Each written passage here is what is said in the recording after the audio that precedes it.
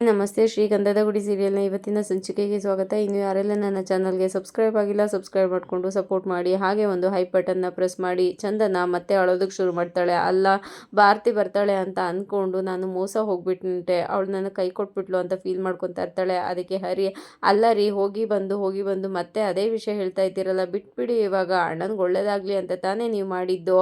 ಅದ್ರ ಬಗ್ಗೆ ನಮಗೆಲ್ಲರಿಗೂ ಖುಷಿ ಇದೆ, ಏನೂ ತೊಂದರೆ ಇಲ್ಲ, ನೀವು ಇಟ್ಬಿಡಿ ಇವಾಗ, ಇದೆಲ್ಲ ಸರಿ ಹೋಯ್ತಲ್ಲ ಅಂತ ಹೇಳಿಬಿಟ್ಟು. ಅಲ್ಲ ರೀ, ಆದ್ರೂ ನನಗೊಂದು ಡೌಟು, ನಮ್ಮ ಮ್ಯಾರೇಜು ಯಾವಾಗ್ಲೂ ಫೇಕ್ ಮ್ಯಾರೇಜ್ ಅಂತ ನೀವೇ ಹೇಳ್ತಾ ಇರ್ತೀರಾ, ಆದ್ರೂ ನಮ್ಮನೆ ಮೇಲೆ ಯಾಕೆ ಇಷ್ಟೊಂದು ಅಕ್ಕರೆ ಕನಿಕರ ಎಲ್ಲವುದು ಇದೆ ಅಂತ ಹೇಳಿದಾಗ, ಯಾಕೆ ಅಂತ ಅಂದರೆ, ನಾನು ಈ ಮನೆಗೆ ಬಂದಾಗಿಂದ ಯಾರೂ ನನ್ನನ್ನು ಹೊರಗಲಿ ಅವಳು ಅಂತ ನೋಡಿಲ್ಲ, ನನಗೆ ಅಷ್ಟು ಪ್ರೀತಿ ಕೊಟ್ಟಿದ್ದಾರೆ, ನನಗೆ ಯಾವತ್ತೂ ಇಲ್ಲಿ ಅನ್ಕಂಫರ್ಟಬಲ್ ಆಗಿದ್ದೀನಿ ಅಂತ ಅನಿಸೇ ಇಲ್ಲ. ಹಾಗೆಯೇ ಹೊರಗಡೆ ಜನಗಳೆಲ್ಲ ಹೇಳೋ ಥರ ಈ ಮನೆ ಭಯಾನಕ ಅನ್ನೋ ಥರ ಯಾರೂ ಇಲ್ಲ, ನನ್ನ ಜೊತೆ ತುಂಬಾ ಚೆನ್ನಾಗಿ ಬಿಹೇವ್ ಮಾಡ್ತಾರೆ, ಚೆನ್ನಾಗಿದ್ದಾರೆ. ಹಾಗಾಗಿ ಈ ಮನೆಗೆ ಒಳ್ಳೇದಾಗಲಿ ಅಂತ ಬಯಸೋದು ತಪ್ಪಾ, ನೀವೇ ಹೇಳಿ ಅಂತ ಹೇಳಿದಕ್ಕೆ, ಇಲ್ಲ ತಪ್ಪಲ್ಲ ರೀ ಅಂತ ಹೇಳಿಬಿಟ್ಟು, ಅಲ್ಲ, ಈಗಾಗಲೇ ನೀವು ಈ ಮನೆಗೋಸ್ಕರ ತುಂಬಾ ಒಳ್ಳೆ ಕೆಲಸಗಳನ್ನು ಮಾಡಿದ್ದೀರಾ, ಇನ್ನೇನು ನೀವು ತಲೆ ಕೆಡಿಸ್ಕೋಬೇಡಿ ಅಂತ ಹೇಳಿದಕ್ಕೆ, ಇಲ್ಲ, ನನ್ನ ಮುಂದೆ ಇರೋದು ಒಂದೇ, ಅಣ್ಣನಿಗೆ ಮದುವೆ ಆಗಬೇಕು, ಒಂದು ಒಳ್ಳೆ ಹುಡುಗಿ ಸಿಗಬೇಕು, ಅವ್ರಿಗೆ ಹೆಂಡತಿ ಬಂದರೆ ಆಮೇಲೆ ನನ್ನ ದಾರಿ ಅಂತ ಹೇಳಕ್ಕೆ ಹೋಗಿದ್ಗ, ಹಾಂ ಗೊತ್ತಾಯ್ತು, ಏನು ತೊಂದರೆ ಇಲ್ಲ, ಅಣ್ಣನಿಗೆ ಒಂದು ಒಳ್ಳೆ ಹುಡುಗಿ ಸಿಗ್ತಾಳೆ, ಮದುವೆ ಆಗುತ್ತೆ, ನೀವು ತಲೆ ಕೆಡಿಸ್ಕೊಬೇಡಿ, ಹೋಗಿ ಇವಾಗ ಮಲ್ಕೋ ಹೋಗಿ ಅಂತ ಹರಿ ಹೇಳ್ತಾನೆ. ಸರಿ ಆಯಿತು ಅಂತ ಚಂದನ ಒಳಗಡೆ ಹೋಗ್ತಾಳೆ. ಹರಿ ಅಲ್ಲೇ ಕಟ್ಟೆ ಮೇಲೆ ಕೂತ್ಕೊಂಡು, ಅಯ್ಯೋ, ಏನೇ ಮಾಡಿದ್ರು ಕೊನೆಯದಾಗಿ ಮಾತು ಈ ಮನೆ ಬಿಟ್ಟೋಗೋದು ಮಾತ್ರ ಬರುತ್ತೆ ಹೊರತು ಬೇರೆ ಇನ್ನೇನು ಬರಲ್ಲ ಅಂತ ಫೀಲ್ ಮಾಡ್ಕೊತಾ ಇರ್ತಾನೆ. ಹಾಗಾಗುತ್ತೆ, ಎಲ್ಲರೂ ಹೊರಗಡೆ ಬಂದು ಜಗ್ಲಿ ಮೇಲೆ ಕೂತ್ಕೊಂಡು ಥಿಂಕ್ ಮಾಡ್ತಾ ಇರ್ತಾರೆ. ಅಷ್ಟರಲ್ಲಿ ಮುತ್ತು ಅಲ್ಲಿಗೆ ಬರ್ತಾರೆ. ಅವ್ರು ಕೂತಿರೋದನ್ನೆಲ್ಲ ನೋಡಿ, ಯಾಕ್ರೋ ಈ ಥರ ಕೂತಿದ್ದೀರಾ, ಏನರೋ ಆಯಿತು, ಇನ್ನೂ ನೆನ್ನೆದೆಲ್ಲ ಮರ್ತಿಲ್ವಾ, ನಾನೆಲ್ಲ ಮರ್ತಾಯಿತು, ನೀವು ಮರೀರಿ ಅಂತ ಹೇಳಿದ್ದು ಅರ್ಥ ಆಗಲಿಲ್ವಾ ನಿಮಗೆ, ಅದೆಲ್ಲ ಬಿಟ್ಟು ಕೆಲ್ಸಕ್ಕೆ ಹೊರಡಿ ಇವಾಗ. ಯಾಕೋ ಕಂಟಿ ಕೆಲ್ಸಕ್ಕೆ ಹೋಗಲ್ವೇನೋ, ಹೊರಡೋ, ಯಾಕೋ ಮಹಿ ನಿನ್ನ ಕಾಲೇಜ್ ಇಲ್ವಾ ಇವತ್ತು, ಹರಿ ಯಾಕೋ ಹೊರಡು ಅಂತ ಹೇಳ್ತಾ ಇರ್ತಾರೆ. ಅಷ್ಟರೊಳಗಡೆ ಚಂದನ ಅಲ್ಲಿಗೆ ಬರ್ತಾಳೆ. ಓ ಚಂದನ ಬಂದೇನಮ್ಮ, ಎಲ್ಲರಿಗೂ ಅಡುಗೆ ಮಾಡಿಟ್ಟಿದ್ದೀನಿ, ತಿಂಡಿ ಮಾಡಿಟ್ಟಿದ್ದೀನಿ, ಅದು ನನಗೆ ಸೈಟಲ್ಲಿ ಸ್ವಲ್ಪ ಕೆಲಸ ಜಾಸ್ತಿ ಇದೆ, ಹಾಗಾಗಿ ನಾನು ರೈಸ್ ಮಾಡೋಕ್ಕಾಗಿಲ್ಲ, ಒಂದು ಸ್ವಲ್ಪ ರೈಸ್ ಮಾಡ್ಕೊಂಬಿಡಿ, ಅದು ಬಿಟ್ಟರೆ ಸಾಂಬಾರು ತಿಂಡಿ ಎಲ್ಲ ರೆಡಿ ಇದೆ, ಎಲ್ಲರೂ ಕೈಕಾಲು ಮುಖ ತೊಳ್ಕೊಂಡು ತಿಂಡಿ ತಿನ್ನಿ ಬೇಗ ಅಂತ ಹೇಳ್ತಾ ಇರ್ತಾನೆ. ಅಷ್ಟರೊಳಗಡೆ ಹರಿ, ಅಣ್ಣ ಏನಣ್ಣ ನೀನು, ಬೆಳಗ್ಗೆ ಬೇಗ ಎದ್ದು ಕೂತ್ಕೊಂಡಿದ್ದೀನಿ, ಹೊಟ್ಟೆ ನೋಡಿದ್ರೆ ಕಾವು ಅಂತ ಇದೆ, ಡೈರೆಕ್ಟ್ ಊಟಕ್ಕೆ ಹೋಗ್ಬಿಟ್ಟಿಯಲ್ಲ, ಬೆಳಗ್ಗೆಯಿಂದ ಒಂದು ಟೀ ಕೊಡೋರು ಯಾರೂ ಗತಿ ಇಲ್ಲ ಗೊತ್ತಾ ಅಂತ ಹೇಳಿದಾಗ, ಅಯ್ಯಯ್ಯೋ ಮರ್ತುಬಿಟ್ಟೆ ಕಣೋ ಹರಿ, ಸಾರಿ ಇರಿ ತಗೊಂಡು ಬರ್ತೀನಿ ಅಂತ ಹೇಳಿಬಿಟ್ಟು ಒಳಗಡೆ ಹೋಗ್ತಾರೆ ಮುತ್ತು. ಅಷ್ಟರೊಳಗಡೆ ಚಂದನ ಬಂದು ಅಲ್ಲಿದ್ದ ಬಕೆಟನ್ನು ತೆಗೆದು ಹರಿ ಮುಂದೆ ಕೂಗ್ತಾಳೆ. ಏನ್ರಿ ಆಯಿತು ಅಂತ ಹೇಳಿದ್ದಕ್ಕೆ, ಅಲ್ಲ ರೀ, ನಿಮ್ಮ ಹೊಟ್ಟೆಗೆ ಬೆಂಕಿ ಬಿತ್ತು, ಅಲ್ಲ ಅಣ್ಣನಿಗೆ ಅಲ್ಲಿ ಹೊಟ್ಟೆ ಎಷ್ಟು ಉರಿತಾ ಇದೆ, ನಿಮಗೆ ನಿಮ್ಮ ಟೀದೇ ಚಿಂತೆ ಅಲ್ವಾ, ಅಷ್ಟು ಕಾಮನ್ ಸೆನ್ಸ್ ಬೇಡವಾ, ಅವ್ರಿಗೆ ಎಷ್ಟು ನೋವಾಗಿದೆ, ಅದ್ರ ಮಧ್ಯದಲ್ಲಿ ನಿಮ್ಮದು ಬೇರೆ ಅಂತ ಹೇಳಿದಕ್ಕೆ ಕಂಟಿ, ಅಲ್ಲ ಅದಕ್ಕೆ ರೊಟ್ಟೆ ಮುರ್ಕೊಂಡ್ರು ರೊಟ್ಟಿದೇ ಚಿಂತೆ ಅವನಿಗೆ ಅಂತ ಹೇಳಿದಾಗ, ಏನೋ ಒಂದು ಕಾಫಿ ಕೇಳೋದಕ್ಕೆ ಇಷ್ಟೆಲ್ಲ ಮಾತಾಡ್ತಿರಲ್ರಿ ಅಂತ ಹೇಳಿದಾಗ, ಇನ್ನೇನು ಗೊತ್ತಾಗಲ್ವಾ ನಿಮಗೆ ಅಂತ ಬೈದಾಗ ಮಹಿ ಕೂಡ, ಅಲ್ಲ ಅಣ್ಣ, ಅಣ್ಣನಿಗೆ ಎಷ್ಟು ಚಿಂತೆ ಇದೆ ಅಂಥದ್ರಲ್ಲಿ ನೀನು ಬೇರೆ ಅವನನ್ನ ಅಡುಗೆ ಬಟ್ಟನ್ ಥರ ಟ್ರೀಟ್ ಮಾಡ್ತಾ ಇದೆಯಲ್ಲ ಅಂತ ಬೈತಾರೆ. ಅಷ್ಟರೊಳಗಡೆ ಮುತ್ತು ಅಲ್ಲಿಗೆ ಬಂದು ಟೀನ ತಗೊಳ್ಳೋ ಹರಿ ಅಂತ ಕೊಟ್ಬಿಟ್ಟು, ನಿಮ್ಗೆ ಯಾರಾದರೂ ಟೀ ಕಾಫಿ ಬೇಕಾ ಅಂತ ಕೇಳ್ತಾರೆ. ಇಲ್ಲ ಅಣ್ಣ, ನಮ್ದೆಲ್ಲರದು ತೊಗೊಂಡೋಗಿ ನಿಮ್ಮ ತಮ್ಮನಿಗೆ ಕೊಡಿ ಅಂತ ಚಂದನ ಬೈತಾಳೆ. ಅಷ್ಟರೊಳಗಡೆ ಮುತ್ತುಗೊಂದು ಫೋನ್ ಬರುತ್ತೆ. ಓ ಅಮಿತ್ ಬೈ, ಹಾಂ ಹೇಳಿ, ಈಗಲೇ ಬರಬೇಕಿತ್ತಾ, ಓ ಸರಿ ಆಯಿತು, ನಾನು ಹರಿನ ವಿಚಾರಿಸ್ಬಿಟ್ಟು ನಾನು ನಿಮಗೆ ಫೋನ್ ಮಾಡ್ತೀನಿ ಅಂತ ಹೇಳಿ ಫೋನ್ ಕಟ್ ಮಾಡ್ತಾರೆ. ಅಷ್ಟರೊಳಗಡೆ ನಟರಾಜ್ ಅವರು, ಯಾರು ಬಲ್ಲವರು ಅಂತ ಹಾಡು ಹೇಳ್ಕೊಂಡು ಅಲ್ಲಿ ಬರ್ತಾರೆ. ಏ ಮುತ್ತು, ಹೊಟ್ಟೆ ಕವ ಅಂತ ಇದೆ, ತಿಂಡಿಗೆ ಏನೋ ಮಾಡಿದ್ಯಾ ಅಂತ ಕೇಳಿದ್ದಕ್ಕೆ, ರೈಸ್ ಬಾತ್ ಮಾಡಿದ್ದೀನಿ ಅಪ್ಪ, ಹಾಕೋ ಬರ್ತೀನಿ ಇರಿ ಅಂತ ಹೇಳಿದ್ದಕ್ಕೆ, ಬೇಡ ನಾನೇ ಹಾಕೊಂಡು ತಿಂತೀನಿ ಅಂತ ಒಳಗಡೆ ಹೋಗಿ ರೈಸ್ ಬಾತ್ನ ಹಾಕ್ಕೊಂಡು ಹೊರಗಡೆ ಬರ್ತಾರೆ ತೊಗೊಂಡು. ಅಷ್ಟರೊಳಗಡೆ ಹರಿ ಹತ್ರ ಮುತ್ತು, ಅಲ್ಲ, ಅದು ಅಮಿತ್ ಭಾಯ್ ಅವರ ಮಗಳು ಮತ್ತು ಅಳಿಯ ಬರ್ತಿದ್ದಾರೆ ಅಂತೆ, ಅವರು 3 ದಿನ ಇಲ್ಲೇ ಇರ್ತಾರಂತೆ ಕಣೋ, ಎಲ್ಲ ಕಡೆ ಓಡಾಡಬೇಕಂತೆ ಅವರು, ಅವ್ರಿಗೆ ಒಂದು ಕಾರ್ ಅರೇಂಜ್ ಮಾಡ್ಕೊಡೋಕ್ಕಾಗತ್ತಾ ಅಂತ ಹೇಳಿದ್ದಕ್ಕೆ, ಸರಿ ಅಣ್ಣ ಆಯ್ತು, ಬಿಲ್ಲೆಲ್ಲ ಅವ್ರು ನೋಡ್ಕೊತಾರೆ ತಾನೇ ಅಮಿತ್ ಭಾಯ್ ಅಂತ ಹೇಳಿದ್ದಕ್ಕೆ, ಹಾಂ ನೋಡ್ಕೊತಾರೆ, ಅದು ಯಾಕೆ ಅಂದರೆ GST ಹಾಕಬೇಕಣ್ಣ ಮುಂಚೆನೇ, ಅದಕ್ಕೆ ಕೇಳಿದೆ ಅಂತ ಹೇಳಿದಾಗ, ಹಾಂ ನೋಡ್ಕೊತಾರೆ, ಎಷ್ಟಾಗುತ್ತೆ ಡೀಸೆಲ್ಲು ಎಲ್ಲ ಹೇಳು ಅಂತ ಹೇಳಿದಾಗ, ಅದು ಇದು ಅದು ಎಲ್ಲ ಸೇರಿ ಒಂದು 8,000 ಆಗುತ್ತಣ್ಣ ಅಂತ ಹೇಳಿದ್ದಕ್ಕೆ ಮುತ್ತು, ಅಲ್ಲ ಕಣೋ, ಸ್ವಲ್ಪ ಕಮ್ಮಿ ಮಾಡ್ಕೊಡೋಕ್ಕಾಗಲ್ವ, ಸ್ವಲ್ಪ ಡಿಸ್ಕೌಂಟ್ ಮಾಡೋಕ್ಕಾಗಲ್ಲ ಗೊತ್ತಾಗಲ್ವಾ ಅಂತ ಹೇಳಿದಾಗ, ಅಣ್ಣ ನಾನು ಆಗೋದಕ್ಕೆ ಕಮ್ಮಿ ಹೇಳಿದ್ದೀನಿ, ಬೇರೆಯವರಾಗಿದ್ದರೆ 12 ತಿಂಗಳು ಇರ್ತಿದ್ರು ಅಂತ ಹೇಳಿದಾಗ ಚಂದನ, ಅಲ್ಲ ರೀ ಬೇರೆ ಕಾರ್ ಆಗಿದ್ದಿದ್ರೆ ಅದೊಂಥರ, ನಿಮ್ಮದೇ ಕಾರ್ ತಾನೇ, ನಿಮ್ಮಣ್ಣನಿಗೆ ಡಿಸ್ಕೌಂಟ್ ಕೊಡೋಕ್ಕಾಗಲ್ವಾ, ಸ್ವಲ್ಪ ಡಿಸ್ಕೌಂಟ್ ಮಾಡಿಕೊಡಿ ಅಂತ ಹೇಳಿದಾಗ ನಟರಾಜ್ ಅವರು ಕೆಮ್ತಾ ಇರ್ತಾರೆ. ಅದಕ್ಕೆ ಓ ಇವ್ನು ಕೆಮ್ತಾ ಇರೋದು ನೋಡಿದ್ರೆ ನನಗೇನೋ ಬತ್ತಿ ಕಾಣ್ತಾನೆ ಅಂತ ಅಂದ್ಬಿಟ್ಟು ಹರಿ ಮನಸ್ಸಲ್ಲೇನೆ ಸರಿ ಬಿಡೋಣ ಆಯಿತು, ನಾನು ಡಿಸ್ಕೌಂಟ್ ನಾನು ನೋಡ್ಕೊತೀನಿ, ಡಿಸ್ಕೌಂಟ್ ನಾನು ಮಾಡ್ಕೊಡ್ತೀನಿ ಅಂತ ಹೇಳ್ತಾನೆ. ಅದಕ್ಕೆ ನಟರಾಜ್ ಅವರು, ಅಲ್ಲಪ್ಪ ನಿನ್ನ ಕಾರ್ ಆದರೆ ನಿಂದಿದಾದರೆ ನೀನು ಡಿಸ್ಕೌಂಟ್ ಮಾಡಬೇಕು, ನೀನು ಯಾಕೋ ಅವ್ರ ಹತ್ರ ಮಾತಾಡಬೇಕು, ಡ್ರೈವರು ಅವ್ರ ಜೊತೆ ಮಾತಾಡ್ಕೊತಾರೆ ಕಸ್ಟಮರ್ ಹತ್ರ, ಅವ್ರದ್ದು ತಾನೇ ಕಾರು ಅಂತ ಹೇಳಿದಾಗ, ಅಲ್ಲ ಅಂಕಲ್ ಅದು ಇವ್ರದ್ದೇ ಸ್ವಂತ ಟ್ರಾವೆಲ್ ಏಜೆನ್ಸಿ ಇದೆಯಲ್ಲ, ಮತ್ತು ಡ್ರೈವರ್ ಹತ್ರ ಯಾಕೆ ಮಾತಾಡಬೇಕು ಅಂತ ಚಂದನ ಹೇಳ್ತಾಳೆ. ನಟರಾಜ್ ಅವರು ತುಂಬಾನೇ ನಗೋದಕ್ಕೆ ಶುರು ಮಾಡ್ತಾರೆ. ಇವನು ಓನರ್ ಅಂತ ಹೇಳ್ಕೊಂಡಿದ್ದಾನ ನಿನ್ನ ಹತ್ರ, ಅಯ್ಯಯ್ಯೋ ಅಲ್ಲಮ್ಮ, ಏನಮ್ಮ ಓದಿರೋದು ನೀನು, ತುಂಬ ಓದಿದ್ದೀನಿ ಅಂತ ಹೇಳ್ತೀಯ, ಆದರೆ ತಲೆನಲ್ಲಿ ಯಾವ ಬುದ್ಧಿನೂ ಇಲ್ವಲ್ಲಮ್ಮ, ಅವನು ಹೇಳ್ತಾನೆ ಅಂತ ನೀನು ಎಲ್ಲ ನಂಬ್ಕೊಂಡಿದೆಯಲ್ಲ, ನಾನು 8th ಫೇಲು, ಆಗ್ಲೇ ಆಲ್ ಇಂಡಿಯಾ ಎಲ್ಲ ಗೊತ್ತು, ಇದು ನನ್ನ ಎಜುಕೇಷನ್ನು, ನಿನಗೆ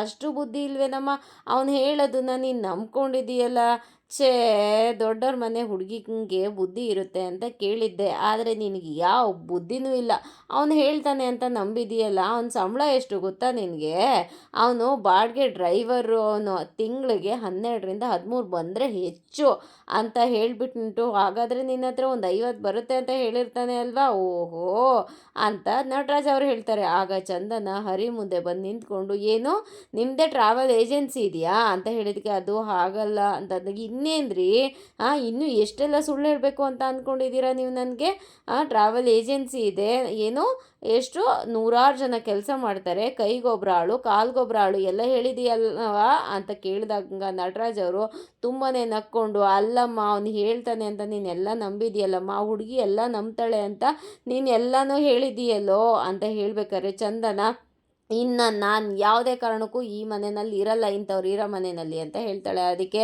ಅಯ್ಯಯ್ಯೋ ಇದೇನೋ ನೋಡೋ ಇಲ್ಲಿ ಚಂದನ ಏನು ಹೇಳ್ತಾ ಇದ್ದಾಳೆ ಅಂತ, ಇನ್ಮೇಲಾದರೂ ನಾನು ಸುಳ್ಳು ಹೇಳಲ್ಲ ಅಂತ ಹೇಳೋ ಅಂತ ಹೇಳಿದಾಗ, ಹರಿ ನಮ್ಮ ಅಪ್ಪನ ಮೇಲೆ ಆಣೆ ನಾನು ಇನ್ನು ಸುಳ್ಳು ಹೇಳಲ್ಲ ಅಂತ ಹೇಳ್ತಾನೆ.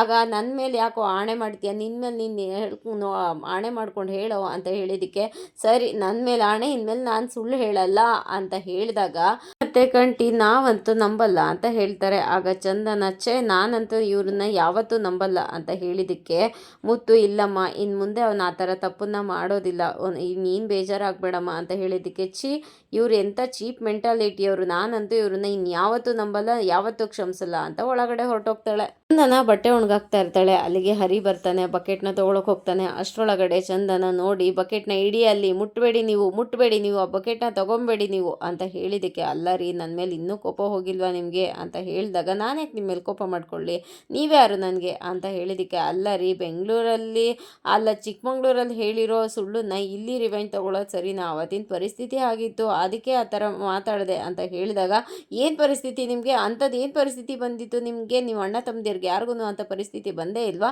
ಅವರು ನಿಮ್ಮಂಗೆ ಸುಳ್ಳು ಹೇಳ್ಕೊಂಡೇ ಓಡಾಡ್ತಾ ಇದ್ದಾರಾ ಅಂತ ಜಗಳಕ್ಕೆ ಹೋಗ್ತಾಳೆ. ಅದಕ್ಕೆ ಅಲ್ಲ ರೀ ಕೋಪ ಮಾಡ್ಕೊಳ್ಳಲ್ಲ ಅಂದ್ಬಿಟ್ಟು ಇವಾಗ ಬಾಯಿಂದ ಕೆಂಡನೇ ಉಗುಳುತ್ತಾ ಇದ್ದೀರಲ್ಲ, ಇದು ಸರಿನಾ ನಿಮಗೇನೆ ಅಂತ ಹೇಳಿದ್ದಕ್ಕೆ, ಆಗ ಓ ಹೌದಾ, ಹಾಗಾದರೆ ನೀವು ಡ್ರೈವರ್ ಅಲ್ವಾ, ಇಲ್ಲಿ ಬೆಂಗಳೂರಲ್ಲಿ ಊಟ ಮಾಡ್ಕೊಂಡು ಹೋಗಿ, ಹಾಗಾದರೆ ಮತ್ತೆ ವಾಪಸ್ ಬರೋವರೆಗೂ ಇಲ್ಲಿಗೆ ಬಂದ ಮೇಲೆ ಊಟ ಮಾಡಿ, ಅಲ್ಲಿವರೆಗೂ ಊಟ ಮಾಡಬೇಡಿ ಅಂತ ಹೇಳಿದಕ್ಕೆ, ಅಯ್ಯೋ ಹಸುವೆಲ್ಲ ತಡ್ಕೊಂಡಿರೋಕ್ಕಾಗಲ್ಲ ಅಂತ ಹರಿ ಹೇಳ್ತಾನೆ. ಹಾಗೆಯೇ ನನಗೂ ಸುಳ್ಳನ್ನ ತಡ್ಕೊಂಡಿರೋಕ್ಕಾಗಲ್ಲ, ದಯವಿಟ್ಟು ನನ್ನ ಪಾಡಿಗೆ ನನ್ನನ್ನು ಬಿಟ್ಬಿಡಿ, ನಾನು ಹಬ್ಬಬ್ಬ ಅಂದರೆ 3 ತಿಂಗಳು ಇರ್ತೀನಿ ಈ ಮನೆಯಲ್ಲಿ, ಅದಾದಮೇಲೆ ನನ್ನ ಪಾಡಿಗೆ ನಾನು ಹೊರಟೋಗ್ತೀನಿ, ಅಲ್ಲಿವರೆಗೂ ನನಗೆ ನಿಮ್ಮ ಮುಖ ತೋರಿಸ್ಬೇಡಿ, ಅದಾದಮೇಲೆ ನಿಮ್ಮ ಮುಖ ನನಗೆ ತೋರಿಸ್ಲಿಲ್ಲ ಅಂದರೆ ಅದೇ ಖುಷಿ ನನಗೆ ಅಂತ ಬಕೆಟ್ ತೊಗೊಂಡು ಅಲ್ಲಿಂದ ಹೊರಟೋಗ್ತಾಳೆ. ಅದಕ್ಕೆ ಹರಿ, ಅಲ್ಲ ರೀ ಎಲ್ಲಿಗೆ ಹೋಗ್ತೀನಿ ಅಂತ ಹೇಳ್ಬಿಟ್ಟು ಹೋಗ್ರಿ ಅಂದ್ರೂ ಚಂದನ ತಲೆ ಕೆಡಿಸ್ಕೊಳ್ಳಲ್ಲ, ಅಲ್ಲಿಂದ ಹೊರಟೋಗ್ತಾಳೆ. ಮತ್ತೆ ಕಂಟಿ ಇಬ್ಬರು ರೋಡಲ್ಲಿ ನಡ್ಕೊಂಡು ಮಾತಾಡ್ಕೊಂಡು ಬರ್ತಿರ್ತಾರೆ. ಅಲ್ಲ ಅಪ್ಪ ಹೇಳಿದ ನಿಜದಿಂದ ಚಂದನ ಇನ್ನೂ ಹರಿ ಮೇಲೆ ಕೋಪ ಮಾಡ್ಕೊಂಡಿದ್ದಾಳೆ ಅಂತ ಮುತ್ತು ಹೇಳ್ತಾರೆ. ಅದಕ್ಕೆ ಹೌದಣ್ಣ, ಆದರೆ ಹುಟ್ಗುಣ ಸುಟ್ಟರು ಹೋಗಲ್ಲ ಅಂತಾರಲ್ಲ, ಹಾಗೆ ಹರಿ ಏನಾದರೂ ಒಂದು ಸುಳ್ಳು ಹೇಳ್ತಾನೆ ಇರ್ತಾನೆ,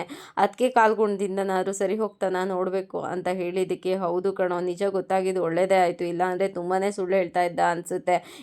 ಮುಂದೆ ಆದರೂ ನಿಜನ ಒಪ್ಕೊಂಡು ಅವನು ಒಳ್ಳೆ ಮನುಷ್ಯ ಆದರೆ ಸಾಕು ಅಂತ ಮಾತಾಡ್ಕೊಂಡು ಬರ್ತಿರ್ತಾರೆ. ಅಷ್ಟರೊಳಗಡೆ ಒಬ್ಬ ವ್ಯಕ್ತಿ ಬಂದಲ್ಲಿ ನಿಂತ್ಕೊಂಡು ಅದು ಕಾತ್ಯಾಯನಿ ಮತ್ತು ಜನಾರ್ದನ್ ಅವ್ರ ಮನೆ ಗೊತ್ತಾ ಅಂತ ಹೇಳಿದ್ದಕ್ಕೆ ಕಂಟಿ ಇಲ್ಲ ಗೊತ್ತಿಲ್ಲ ನಮಗೆ, ಬಾಣ ಹೋಗೋಣ ಅಂತ ಹೇಳಿದಾಗ ಯಾಕಪ್ಪ ನಿಂತ್ಕೊಳ್ಳಿ ಅಂತ ಹೇಳಿದ್ದಕ್ಕೆ ಮುತ್ತು ಇರೋ ಕಂಟಿ ಒಂದು ನಿಮಿಷ ಅಂತ ಹೇಳ್ತಾರೆ. ಅದಕ್ಕೆ ಅದು ಅವ್ರ ಮಗಳು ಭಾರತಿ ಇದ್ದಾಳಲ್ಲ, ಅವ್ರ ಮಗಳನ್ನ ನನ್ನ ಮಗನಿಗೆ ತಂದ್ಕೋಬೇಕು ಅಂತ ಮದುವೆ ನಿಶ್ಚಯ ಆಗಿದೆ. ಅವ್ರ ಮನೆ ಬಗ್ಗೆ ನನಗೇನು ಗೊತ್ತಿಲ್ಲ, ಅದಕ್ಕೆ ವಿಚಾರಿಸೋಣ ಅಂತ ಬಂದೆ ಅಂತ ಹೇಳಿದ್ದಕ್ಕೆ ಹಾಂ ಸರ್, ಒಳ್ಳೆ ಹುಡುಗಿ ಭಾರತಿ ಚೆನ್ನಾಗಿ ಓದ್ಕೊಂಡಿದ್ದಾಳೆ, ಒಳ್ಳೆ ಸಂಸ್ಕಾರವಂತೆ, ನಿಮ್ಮ ಮನೆಗೆ ಮದುವೆ ಆಗಿ ಬಂದರೆ ಒಳ್ಳೆ ನಿಮ್ಮನ್ನೆಲ್ಲ ತುಂಬ ಚೆನ್ನಾಗಿ ನೋಡ್ಕೊತಾಳೆ ಸರ್, ಆರಾಮಾಗಿ ನೀವು ಅವಳನ್ನ ಮದುವೆ ಮಾಡ್ಕೋಬೋದು, ಏನು ತೊಂದರೆ ಇಲ್ಲ ಸರ್ ಅಂತ ಹೇಳ್ತಾರೆ. ಅದಕ್ಕೆ ಸರಿನಪ್ಪ ಆಯಿತು, ನಿಮ್ಮನ್ನೆಲ್ಲ ಮದುವೆ ಕರಿತೀನಿ ಅಂತ ಹೇಳಿ ಕಂಟಿ ಕಡೆ ಅನುಮಾನ ಮಾಡ್ತಾ ಇರಬೇಕಾದ್ರೆ ಅದು ಸರ್ ಅಕ್ಕಪಕ್ಕದ ಮನೆ ಅಂತ ಅಂದಮೇಲೆ ಒಂದು ಜಗಳಗಳು ಇದ್ದೇ ಇರುತ್ತೆ ಅಲ್ವಾ, ಅದಕ್ಕೆ ಅವನು ಹಾಗೆ ಹೇಳ್ದ ಅಷ್ಟೇ.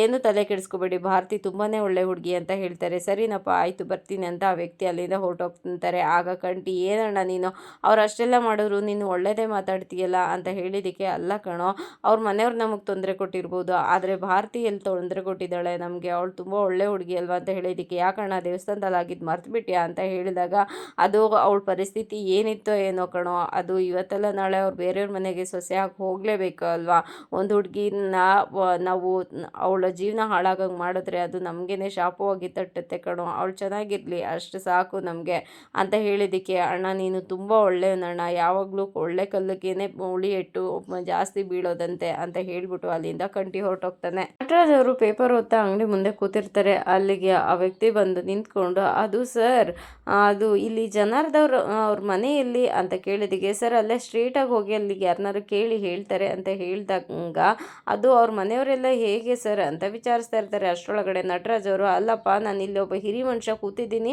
ನನ್ನನ್ನು ಬಿಟ್ಬಿಟ್ಟು ಆ ಅಂಗಡಿಯವ್ರನ್ನ ಕೇಳ್ತಾ ಇದೆಯಲ್ಲ, ನನ್ನನ್ನು ಕೇಳು ನಾನು ಹೇಳ್ತೀನಿ ಅಂತ ಹೇಳಿದ್ದಕ್ಕೆ ಆ ಮನೆಯವರೆಲ್ಲ ಹೇಗೆ ಸರ್ ಅಂತ ಹೇಳಿದಾಗ ಆ ಮನೆಯವ್ರು ನಿಮ್ಗೆ ಗೊತ್ತಾ ಅಂತ ಕೇಳಿದ್ದಕ್ಕೆ ಅಯ್ಯೋ ಗೊತ್ತಾ, ಅವರು ನಮ್ಮ ನೆಂಟ್ರೇನೆ, ನನಗೆ ತುಂಬಾ ಹತ್ತಿರದವರು, ಅದರಲ್ಲೂ ನಿಜ ಹೇಳಬೇಕು ಅಂದರೆ ನಾವೆಲ್ಲರೂ ಒಂದೇ ಮನೆಯವರು, 50 ವರ್ಷದಿಂದ ಒಟ್ಟಿಗೆ ಇದ್ದವರು, ಆದರೆ ಈಗ ಅವ್ರ ಸಹವಾಸ ಬೇಡ ಅಂತ ನಾನು ದೂರ ಇದ್ದೀನಿ ಅಂತ ಹೇಳಿದ್ದಕ್ಕೆ ಯಾಕೆ ಸರ್ ಅಂತ ಹೇಳಿದಾಗ ಅಯ್ಯೋ ಆ ಕಾತ್ಯಾಯನಿ ದೊಡ್ಡ ರಾಕ್ಷಸಿ, ಇನ್ನು ಆ ಬಾಬು ಆ ಜನಾರ್ದನು ನನ್ನ ಜೊತೆ ಒದೆ ತಿಂದು ದುಬೈಗೆ ಓಡೋದವನು, ಇನ್ನು ಆ ಚಿದಂಬರಂ ಹಾವು ಬುಸ್ಕೊಡಂಗೆ ಗುಡ್ತಾ ಇರ್ತಾನೆ, ಇನ್ನು ಅವ್ರ ಮಗಳ ಬಗ್ಗೆ ಹೇಳಬೇಕಾ, ಹಾಗೆ ಹೀಗೆ ಅಂತ ಮನೆ ಬಗ್ಗೆ ಗುಣಗಾನ ಮಾಡ್ತಾ ಇರ್ತಾರೆ. ಅಯ್ಯೋ ಅವ್ರ ಮಗಳನ್ನ ನಮ್ಮ ಮಗನಿಗೆ ತಂದ್ಕೋಬೇಕು ಅಂದ್ಕೊಂಡಿದ್ದೀನಲ್ಲ ಸರ್ ಅಂತ ಹೇಳಿದಾಗ ಅಷ್ಟೇ ನೀವು ಅವ್ರ ಮಗಳನ್ನ ಮದುವೆ ಮಾಡ್ಕೊಡ್ರಿ ಅಂತ ಹೇಳ್ತಾ ಇರ್ತಾರೆ. ಅಷ್ಟರೊಳಗಡೆ ಮುತ್ತು ಅದನ್ನು ನೋಡ್ಬಿಟ್ಟು ಓಡ್ ಬಂದು ಸರಿ ಇವ್ರು ಹೇಳೋದನ್ನೆಲ್ಲ ನಂಬೇಡಿ ಸರ್, ಅವ್ರ ಮೇಲಿರೋ ಕೋಪಕ್ಕೆ ಇವ್ರು ಈ ಥರ ಹೇಳ್ತಾ ಇದ್ದಾರೆ, ಭಾರತಿ ತುಂಬಾ ಒಳ್ಳೆ ಹುಡುಗಿ ಸರ್, ಮದುವೆ ಮಾಡ್ಕೊಂಡ್ರೆ ಅವಳು ನಿಮ್ಮನ್ನೆಲ್ಲ ತುಂಬ ಚೆನ್ನಾಗಿ ನೋಡ್ಕೊತಾಳೆ